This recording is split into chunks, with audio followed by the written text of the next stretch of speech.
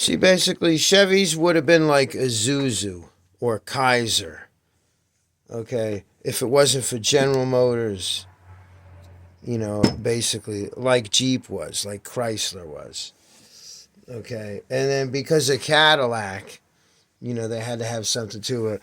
Like the LS, it is true. Late model Shelby or late model Saleen technology, because the Chevy LS is based off of that. And they painted them orange because they couldn't paint them yellow. Because they were thinking like Woodstock, Snoopy. That's Chevy mentality. So if they painted them yellow, they would have called them lemons. And that's the basic whole foundation of Chevrolet. It exists just as a countermeasure to the real American company that would be Ford or Dodge, you see.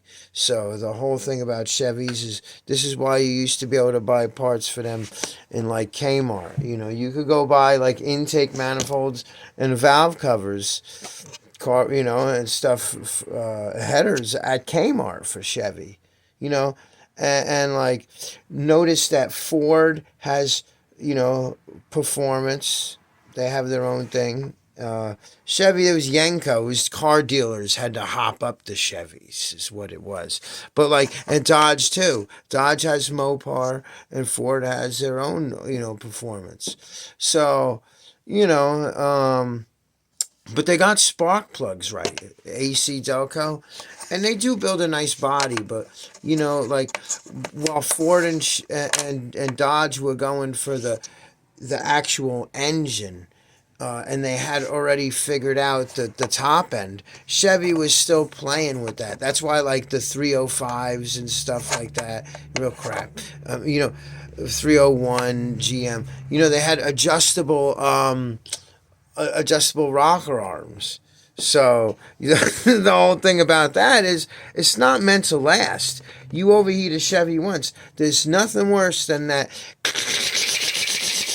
That sound is terrible. And like Ford and Dodge knew that if you build a good bottom end, then you could just have the bolt-on rocker arm shafts with non-adjustable, and that motor is going to last, like the 318 and stuff like that. And the 302. There's a little problems, with the back cylinders. They wear out quicker. But, overall, that's the whole story of why Chevy exists, how it got to be, and, but like I said, the countermeasure, the LS, the whole thing now, cookie cutter cars. You could buy a 57 Chevy out of a magazine, put it together for like 35, 50 grand. That's a Chevy thing. So, hi, Uncle Tony.